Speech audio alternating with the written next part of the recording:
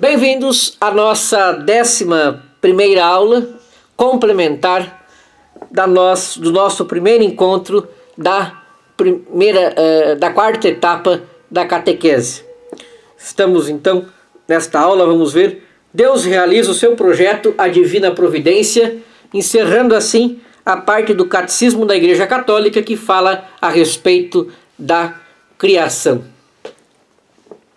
A criação tem sua bondade e sua perfeição próprias, mas não saiu completamente acabada das mãos do Criador.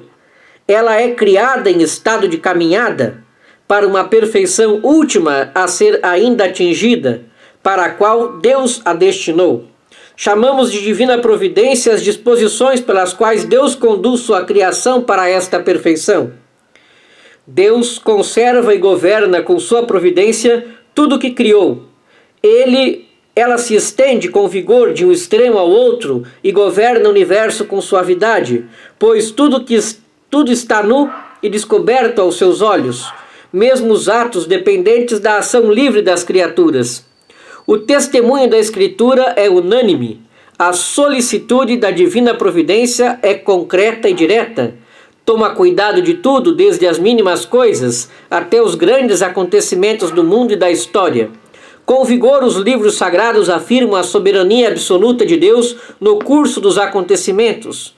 O nosso Deus está no céu e faz tudo o que deseja. E de Cristo se diz: o que abre e ninguém mais fecha, e fechando ninguém mais abre. Muitos são os projetos do coração humano, mas o desígnio do Senhor que permanece firme. Assim, vemos o Espírito Santo, autor principal da Escritura, atribuir muitas vezes as ações a Deus, sem mencionar causas segundas. Esta não é uma maneira de falar primitiva, mas uma forma profunda de lembrar o primado de Deus e o seu senhorio absoluto sobre a história e o mundo, e de assim educar para a confiança nele. A oração dos Salmos é a grande escola desta confiança. Jesus pede uma entrega filial à providência do Pai Celeste, que cuida das mínimas necessidades de seus filhos. Por isso, não andeis preocupados dizendo: que iremos comer? Ou que iremos beber? Vosso Pai Celeste sabe que tendes necessidade de todas essas coisas. Buscai em primeiro lugar o reino de Deus, sua justiça, e todas essas coisas vos serão acrescentadas. A providência e as causas segundas.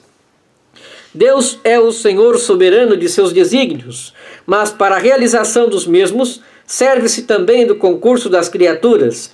Isso não é um sinal de fraqueza, mas da grandeza e da bondade do Todo-Poderoso, pois Deus não somente dá às suas criaturas o existir, mas também a dignidade de agir em elas mesmas, de serem causas e princípios umas das outras, e de assim cooperarem no cumprimento de seu desígnio.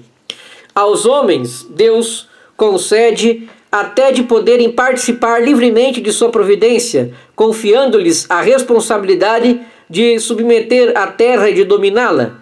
Deus concede assim aos homens serem causas inteligentes e livres para completar a obra da criação, aperfeiçoar sua harmonia para o bem deles e de seus próximos. Cooperadores, muitas vezes inconscientes da vontade divina, os homens podem entrar deliberadamente no plano divino, por suas ações, por suas orações, mas também por seus sofrimentos. Tornam-se, então, plenamente cooperadores de Deus e do seu reino. Eis uma verdade inseparável da fé em Deus Criador. Deus age em todo o agir de suas criaturas, e é a causa primeira que opera nas causas segundas e por meio delas, pois é Deus quem opera em vós o querer e operar, segundo a sua vontade. Longe de diminuir a dignidade da criatura, esta verdade a realça. Tirada do nada pelo poder, sabedoria e bondade de Deus, a criatura não pode nada se for cortada de sua origem, pois a criatura sem o Criador se esvai. Muito menos pode atingir seu fim último sem a ajuda da graça. A providência e o escândalo do mal. Se Deus Pai Todo-Poderoso, Criador do mundo ordenado e bom, cuida de todas as suas criaturas, por que então o mal existe? Para esta pergunta tão premente quão inevitável, tão dolorosa quanto misteriosa, não há uma resposta rápida. É o conjunto da fé cristã que constitui a resposta a esta pergunta. A bondade da criação, o drama do pecado, o amor paciente de Deus que antecipa o homem por suas alianças, pela encarnação redentora de seu Filho, pelo dom do Espírito, pelo congraçamento da Igreja, pela força dos sacramentos, pelo chamado a uma vida bem-aventurada, a qual as criaturas livres são convidadas antecipadamente a assentir, mas da qual podem, por um terrível mistério, abrir mão também antecipadamente, não há nenhum elemento da mensagem cristã que não seja, por uma parte, uma resposta à questão do mal. Mas por que Deus não criou um mundo tão perfeito que nele possa existir mal algum? Segundo o seu poder infinito, Deus sempre poderia criar algo melhor. Todavia, em sua sabedoria e bondade infinitas, Deus quis livremente criar um mundo em estado de caminhada para a sua perfeição última.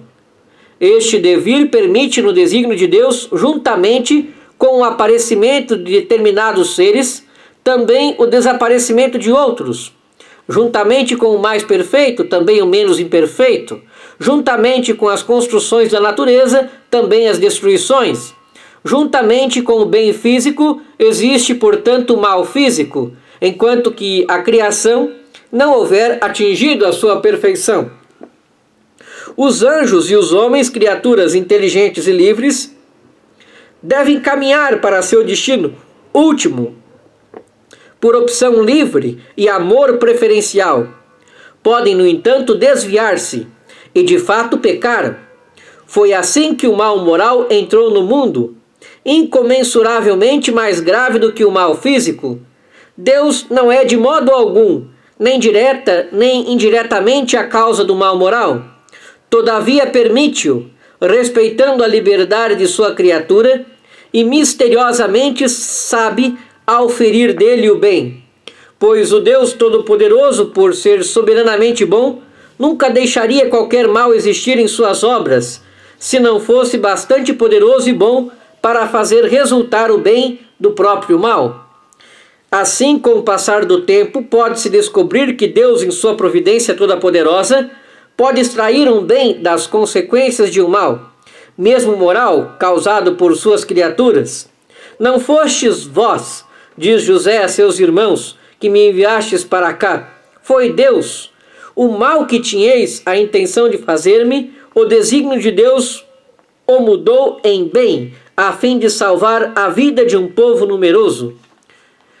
Do maior mal moral jamais cometido, a saber, a rejeição e o homicídio do Filho de Deus, causado pelos pecados de todos os homens, Deus, pela superabundância de sua graça, tirou o maior dos bens, a glorificação de Cristo e a nossa redenção.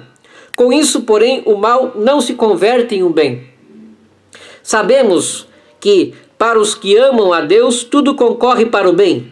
O testemunho dos santos não cessa de confirmar esta verdade. Assim, Santa Catarina de Sena diz: aqueles que se escandalizam e se revoltam com o que lhes acontece, tudo procede do amor. Tudo está ordenado à salvação do homem. Deus não faz nada que não seja para esta finalidade. E Santo Tomás More, pouco antes do seu martírio, consola sua filha: não pode acontecer nada que Deus não tenha querido. Ora, tudo o que Ele quer, por pior que possa parecer-nos, é o que há de melhor para nós.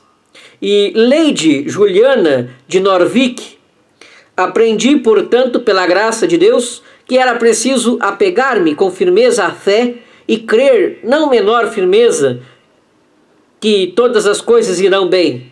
Tu mesma verás que qualquer tipo de circunstância servirá para o bem.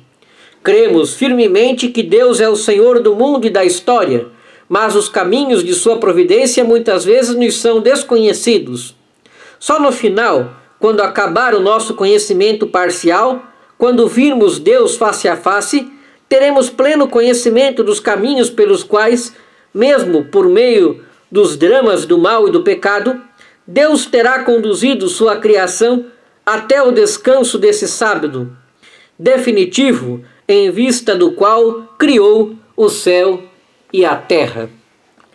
Então, nesta aula a gente encerra, né, essa parte da criação, essa parte complementar da criação. Espero que todos tenham gostado e aprendido um pouco mais sobre a criação. Muito obrigado pela sua atenção e até nossa próxima aula.